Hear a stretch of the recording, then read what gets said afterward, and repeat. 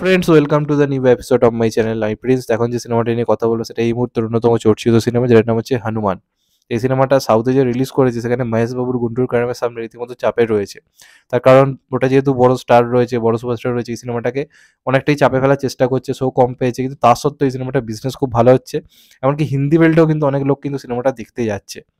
তার কারণ হচ্ছে এই সিনেমাতে আমাদের যে হিস্ট্রিটা, আমাদের যে কালচারটাকে এত ভালোভাবে দেখানো হয়েছে, যে কারণে লোকের এই সিনেমাটা প্রথম থেকে শেষ অবধি দারুণ লাগবে। ট্রেলার দেখি তো আপনারা বুঝতে পেরে গেছেন যে গল্পে কি হবে না হবে, সেটা তো আমরা বুঝেই গেছি। বাকি সিনেমার মধ্যে একটা সুপার হিরো গল্প, যখন সে একটা পাওয়ার পাচ্ছে তারপর কি হচ্ছে, সেখান থেকে ভিলেন আসছে। তো গল্পে যে খুব মানে একটা বিরাট নতুনত্ব কিছু রয়েছে তা কিন্তু না, কিন্তু ভালো লাগলো আমাদের দেশীয় যে ব্যাপার স্যাপারগুলো, আমাদের এখানকার পাওয়ার ম্যান হনুমান তাকে নিয়ে এইভাবে লেখা রয়েছে, এবং সেখান থেকে যেভাবে মাইথোলজিক্যাল সব ব্যাপার স্যাপার মিলিয়ে হিস্ট্রিটাকে যেভাবে, কালচারটাকে আমাদের মধ্যে রুটেট করে যেভাবে গল্পটা এগিয়েছে, সেটা সত্যি কথা বলতে গেলে প্রশংসনীয়।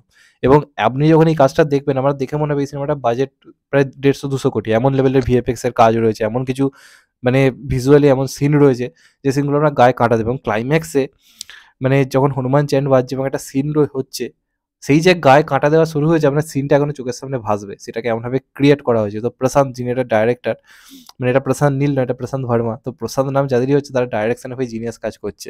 তো এটার যিনি ডাইরেক্টর, মানে তাকে শতকোটি প্রণাম। যে বাজেট পেয়েছে সেই বাজেটে এই কাজ বানিয়ে বিভিন্ন ইন্ডাস্ট্রি যারা বলে বাজেট নিয়ে কথা বলে, বাজেট নিয়ে কী করে করবো, বাজেট নিয়ে কী করে করবো, আমাদের ইন্ডাস্ট্রিতে বেসিক্যালি শোনা যায়, তারা দেখুক এই কাজটা, যে ওইসব ফালতু কথা বলে লাভ নেই।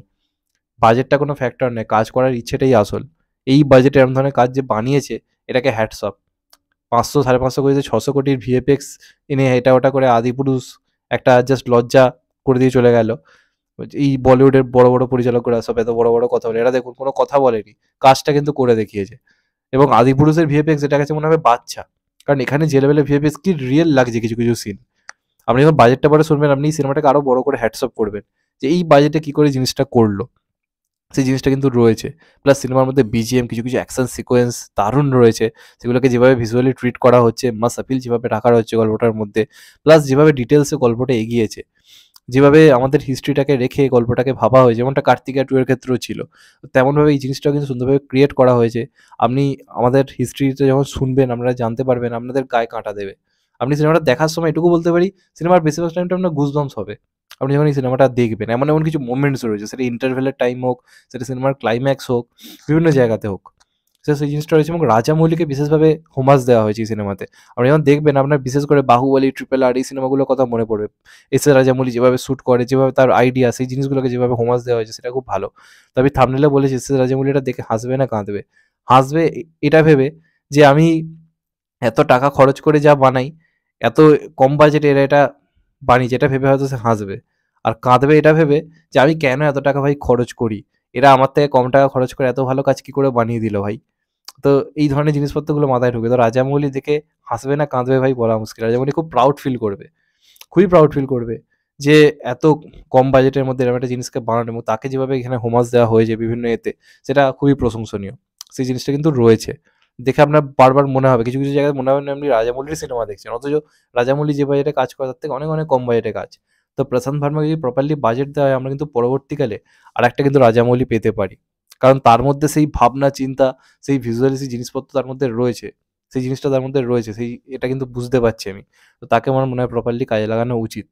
এছাড়া প্রত্যেকটা চরিত্রের ইম্পর্টেন্স রয়েছে, মানে প্রত্যেকটা চরিত্র যেভাবে লেখা রয়েছে, কেউ আমাদেরকে হাসাচ্ছে, কেউ কাঁদাচ্ছে, কেউ আমাদের কি গুজবাম্পস এনে দিচ্ছে। তো প্রত্যেকটা চরিত্র কিন্তু ভালোভাবে লেখা রয়েছে, এমনভাবেই লেখা যে প্রত্যেকটা চরিত্রকে আপনি মনে রাখবেন, সেই জিনিসটা কিন্তু রয়েছে এই কাজটার মধ্যে।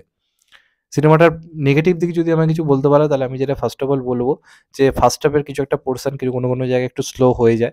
বেসিক্যালি সিনেমার শুরুর দিকটা বেশ স্লোই লাগে দেখতে, এবং সেকেন্ড হাফের কিছু একটা পোর্শন রয়েছে জায়গাটা কিন্তু বেশ সিনেমাটা স্লো হয়ে যায়। তো সিনেমাটা আরেকটু ছোট হতে পারতো, আই থিঙ্ক তাদের বেটার। যদিও সাউথের সিনেমা তারা একটু বড় করে, কারণ হলে যে অডিয়েন্স আছে তাদেরকে একটু বেশি টাইম তারা হলে রাখতে চায়, সেই অ্যাটমসফিয়ারটা আরও বেশি করে ক্রিয়েট করতে, যে কারণে করে। কিন্তু আমরা তো একটুখানি ছোটো ছোটো সিনেমা দেখতে অভ্যস্ত, যে কারণে আমাদের একটুখানি আবার বোর ফিল হয়। তো কিছু কিছু জায়গায় একটুখানি বোর ফিল করবে আপনার, কিছু কিছু এক্সট্রা সিন রয়েছে, সেগুলো বাদ গেলে এই সিনেমাটা কিন্তু প্রপারলি একবার অবশ্যই ওয়ান টাইম ওয়াচেবল। বাট যখন আপনি ওয়ান টাইম ওয়াচেবল ভেবে দেখবেন সিনেমাটা, আপনি সিনেমাটা ওয়ান টাইম ওয়াচেবল আর বলবেন না, দেখার পর আপনি বলবেন বেশ কয়েকবার আরও দেখবো। তো আমার বেশ ভালো লেগেছে, তোমাদের যারা দেখোনি অবশ্যই দেখো এই কাজটা। সত্যি কথা বলতে গেলে খুব ভালোভাবে বানানো হয়েছে, নিজেদের কম বাজেটে যেভাবে এরা বানিয়ে, যেটা থেকে অনেক ইন্ডাস্ট্রি অনেকে শেখা উচিত। যদিও কেউ শেখে না, যেমন মিন্নাল মুরালি যখন এসেছিল, কে শিখেছে? কিছুই শেখেনি। আমাদের ইন্ডাস্ট্রিতে হচ্ছে শুধু বাজেটের দোহাই। বাজেটটা কোনো ফ্যাক্টর নেই। 50 কোটি বাজেটে যে লেভেলের কাজ বানিয়েছে, আমাদের এখানে যদি 10-15 কোটিও দেওয়া হয়, এই ধরনের কাজ কিন্তু বানানো উচিত। এর কাছাকাছি অন্ততপক্ষে পৌঁছানো উচিত। এটা কিন্তু কোথাও গিয়ে প্রমাণিত। তো আমার বেশ ভালো লেগেছে। তোমাদের কেমন লেগেছে কমেন্ট করে জানাও। যে চ্যানেলটা নতুন হয়ে থাকো চ্যানেলটাকে সাবস্ক্রাইব করে দিও, এন্ড কেটে বেল আইকন। ভালো থেকো সবাই। টেক কেয়ার, নমস্কার। আবার দেখা হবে হয়তো ভাই। সবাই ভালো থেকো, নমস্কার, টেক কেয়ার।